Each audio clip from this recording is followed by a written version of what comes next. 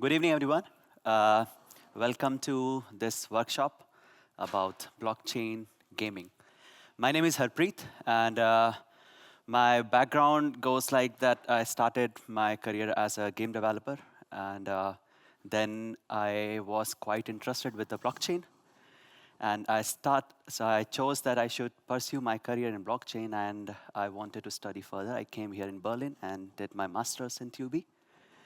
And I was involved with various standardization bodies in Europe and helping Europe that how they should use blockchain.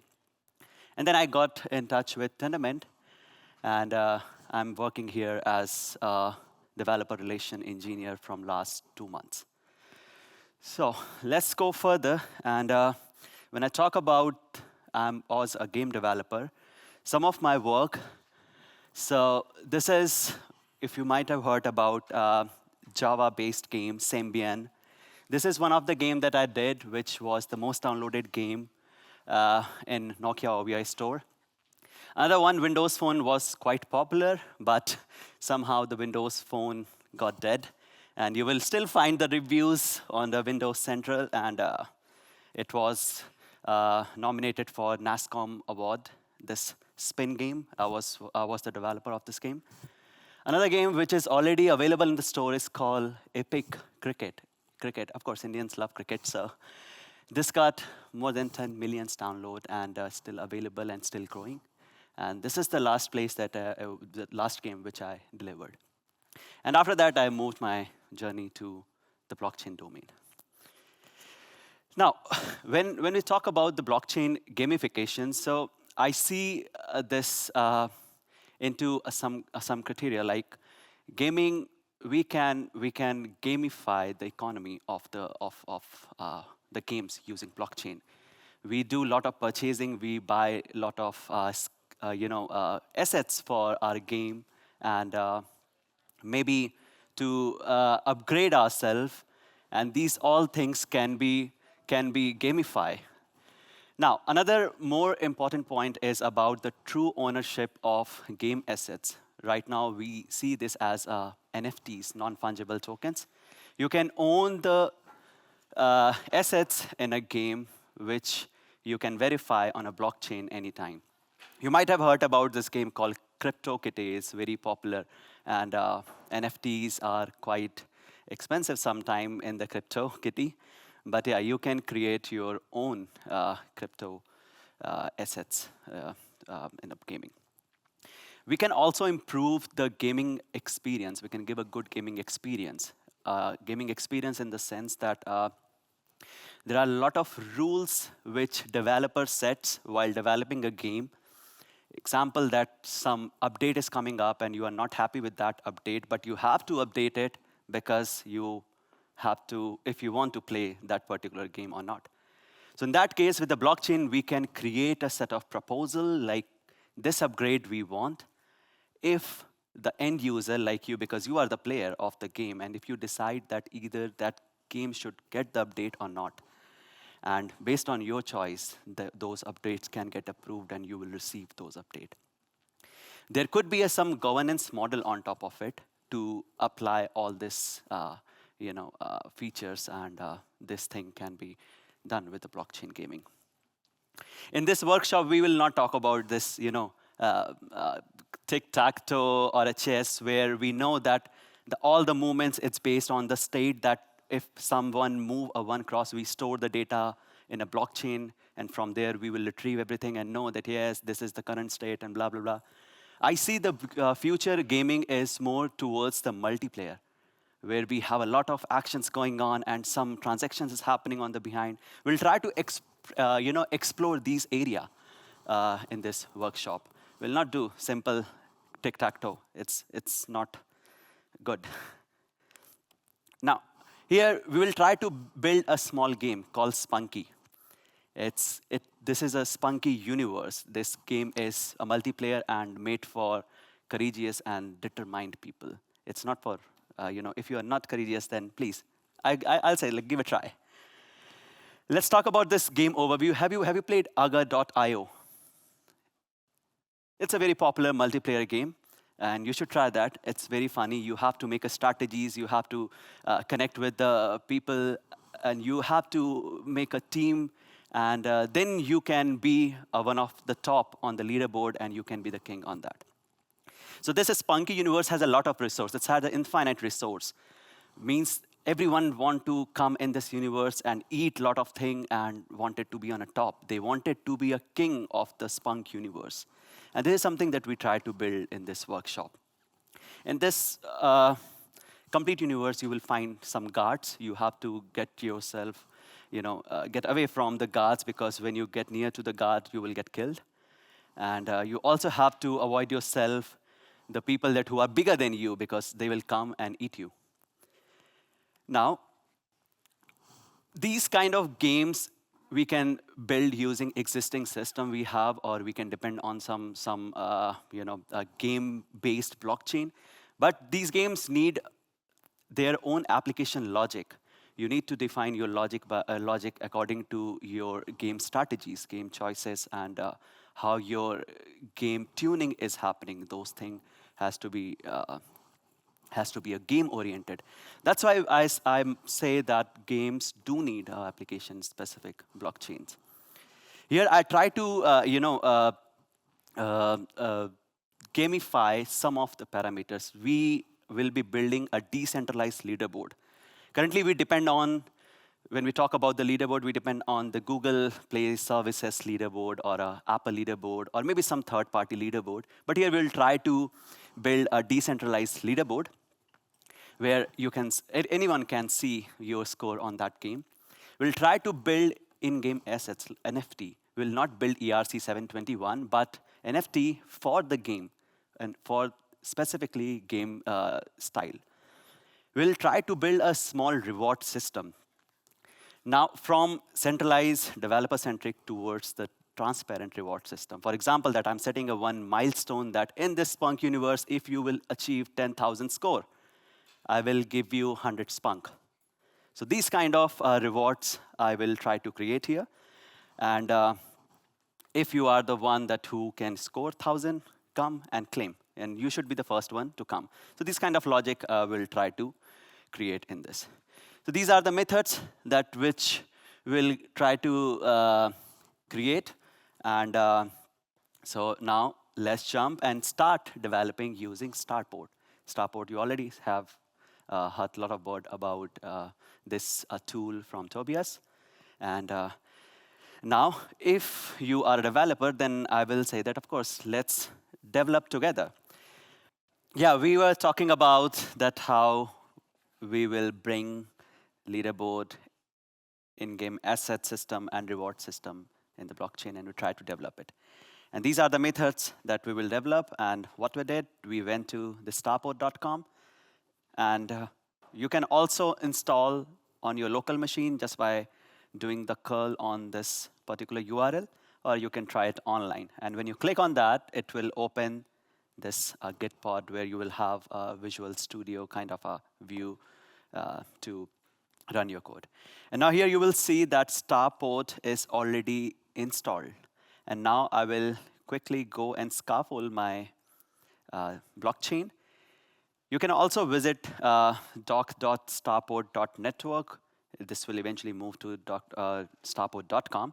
You will find the developer tutorials. You will also find a knowledge base that see how the structure is working.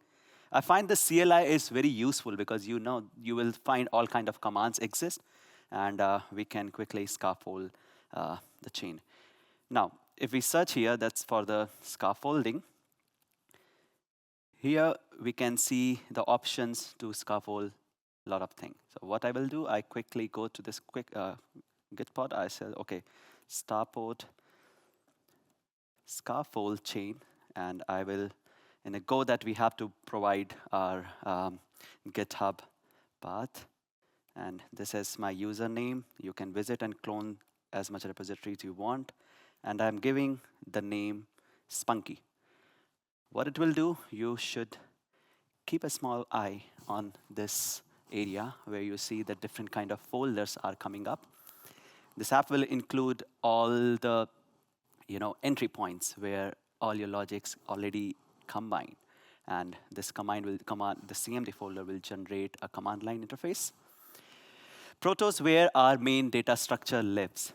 You will, when we scaffold more modules and we try to implement our logic, we'll see some of the methods and the data structure will get created here.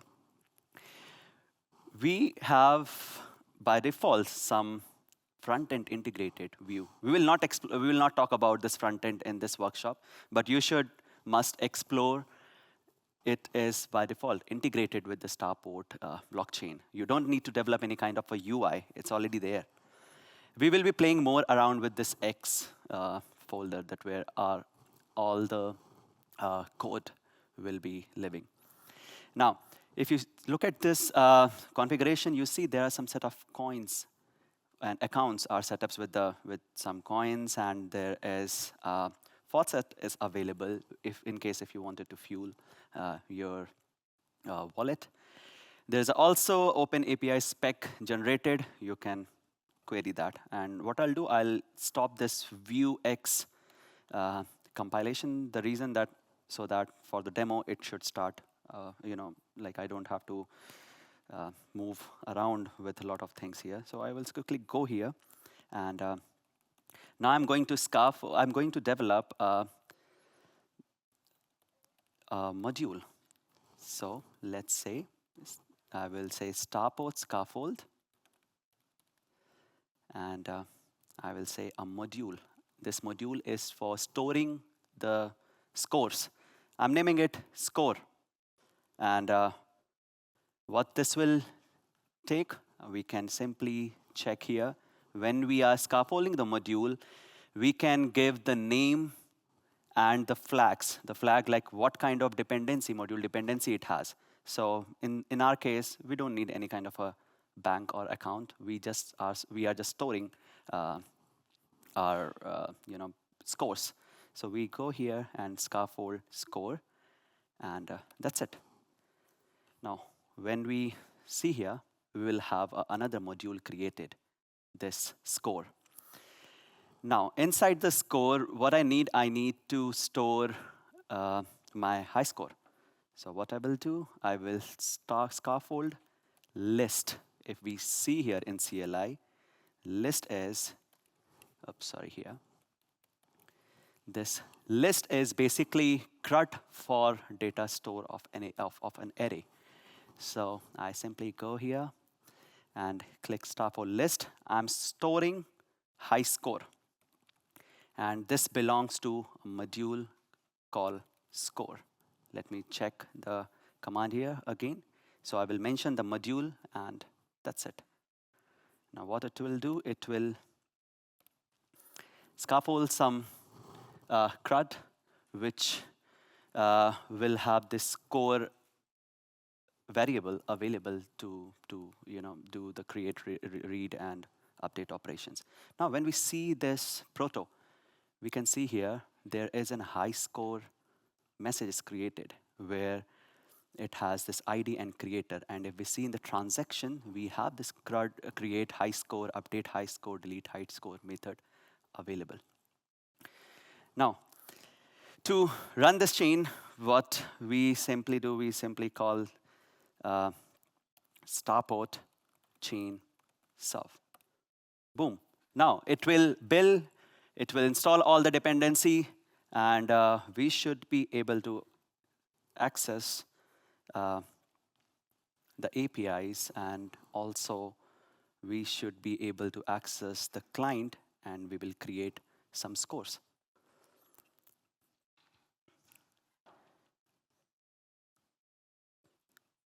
I will add one more command line here. Should be, here. There are two now.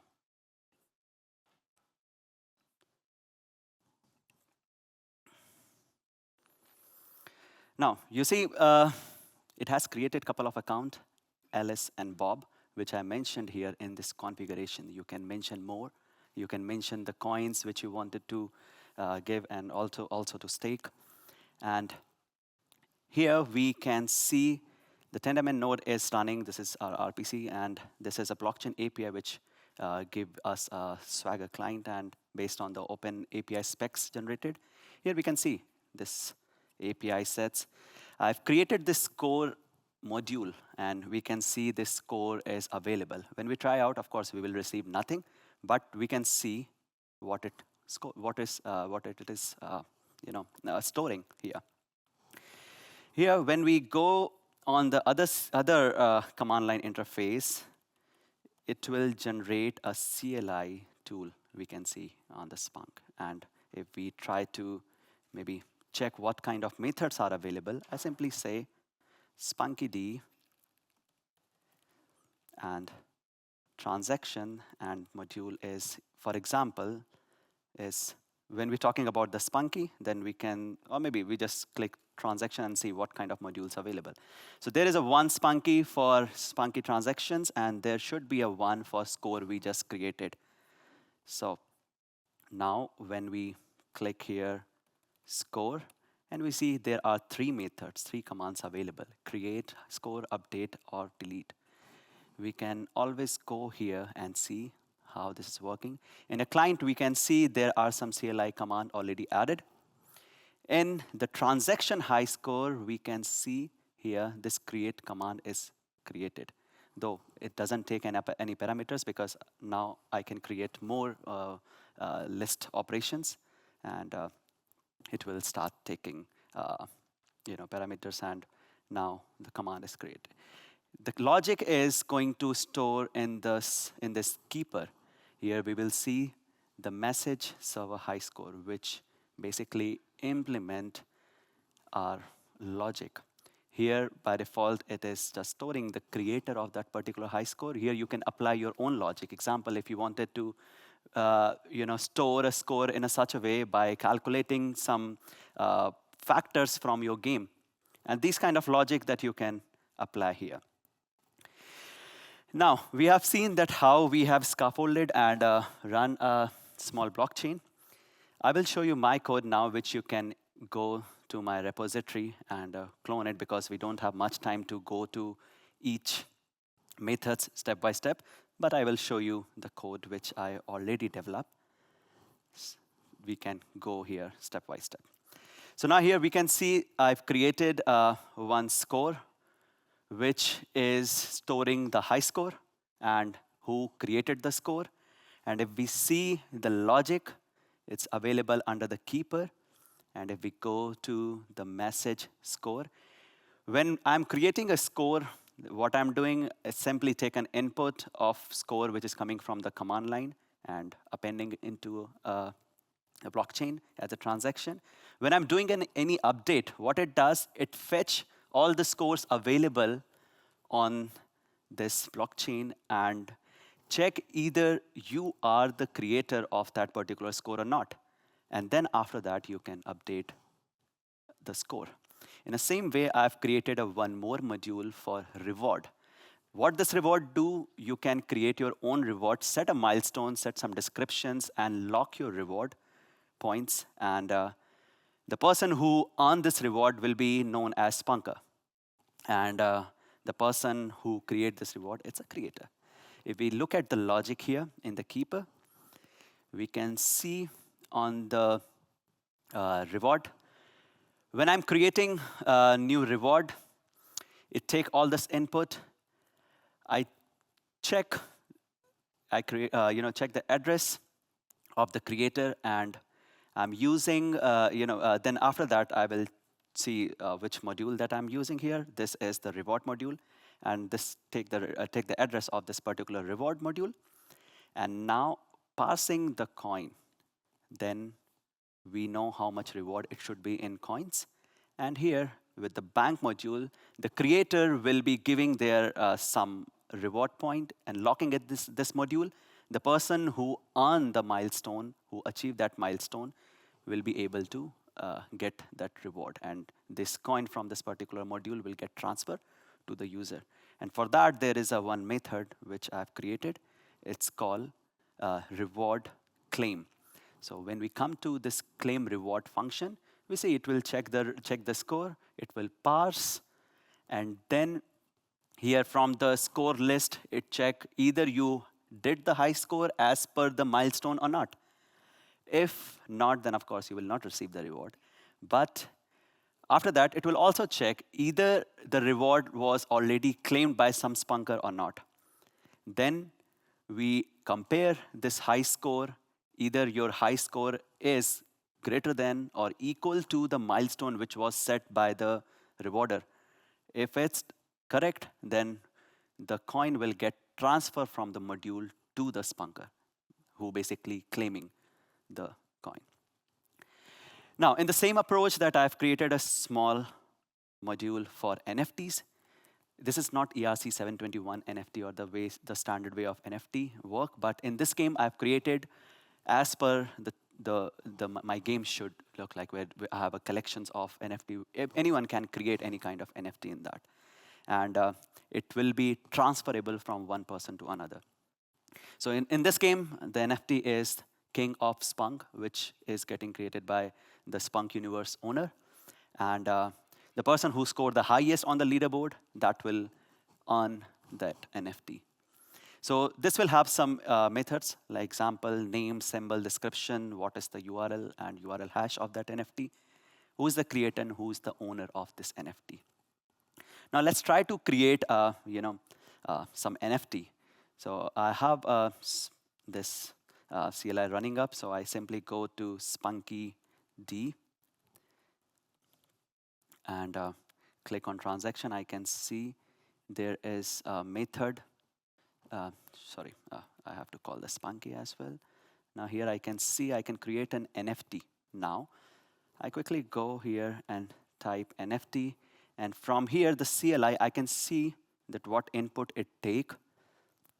When come to the NFT, here this create NFT taking these parameters. I'm giving the name King. Now the symbol is Spunk, and symbol is some XYZ, and some description. URL is like HTTP, and maybe spunky.io. Sounds good. Yeah. Now some hash.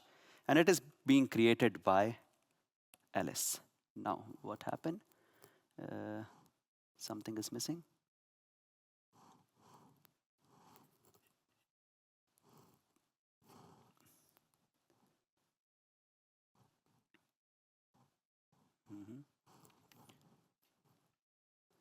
Let's try again. Maybe. 1 second. Spunky T transaction spunky. It has this method create NFT, right?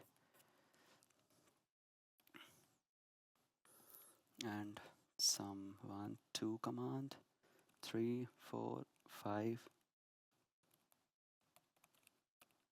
Okay, so I was missing some arguments. Really sorry for that. It happens sometime. So now I created the transaction. Now I can see this NFT exists. I can query this NFT from the CLI and also from this beautiful Swagger interface. When I come here, I can see there is an NFT get API. I click on try, I can see. Now I have created this random dida NFT, and it is being created by Alice. Now, this is how we can create, and of course, we can transfer this NFT. If we just look for the command to transfer this NFT, and now when we come here, click on the transfer, we can see the transfer NFT CLI, and I see that I need to pass the NFT ID and the recipient who will own that.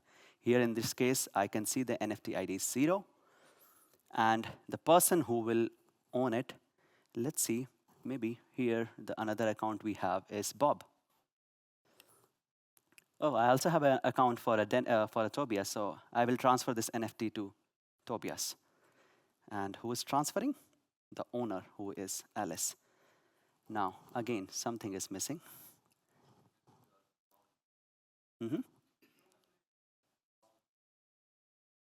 Sorry. Okay, yeah, from Alice. Okay, now, when I try to query, it should change the owner. Let's try that.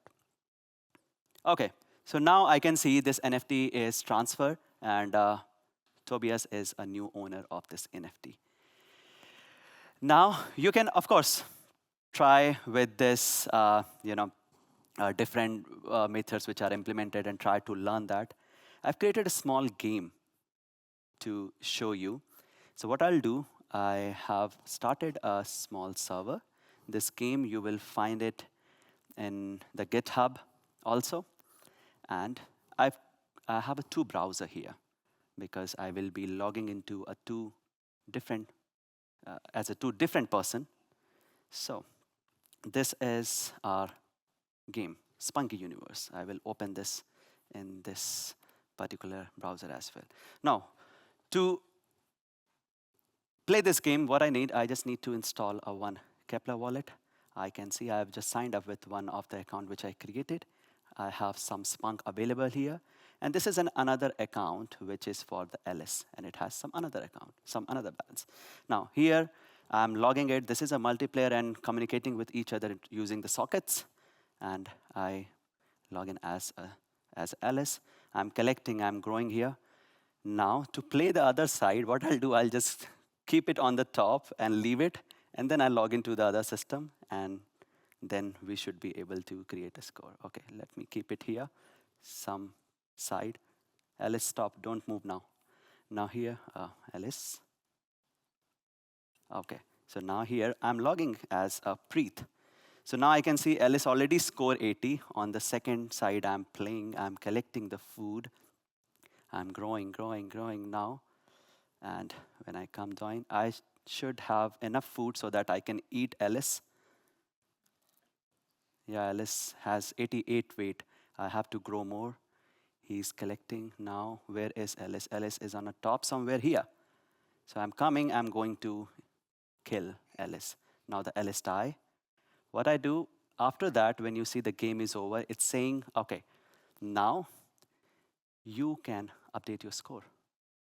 And after that, we should be able to see our score on a blockchain. When I come back, I look for the leaderboard. Sorry for the UI, because I didn't get the time to create all the kind of UI. But when you see here that I've created a high score, I'm the king of Spunk. So this is a small game you can clone and you can play. You can play with your friends, collect the food, and create your own chain with the game. These methods available. Of course, I was not able to show all the methods, but I will insist you to please try that. And yeah, what's the takeaway? So what we did, we created a small blockchain for a game where we try to claim the leaderboard, the existing leaderboard which Google Play or Apple provide. We try to create a decentralized one and try to see who's scoring more with their addresses. We tried to create a reward system, though it was not demonstrated because of the time. But you can try that. We can lock the module. We can lock the amount into a module, and then the person who scored the highest can go and claim. We tried to create a small NFT, and after that, you can design your different kind of NFTs and skin your avatar of the spunky globe. And yeah, a lot of things can be done. And this is just a small demo. And I know that gamers think in a very different way, and they can create a very creative games in future with Starport. So that's it. And if you have any question, then please feel free to ask.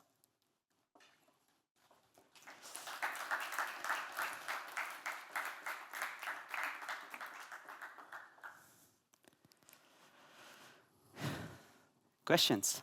Yes.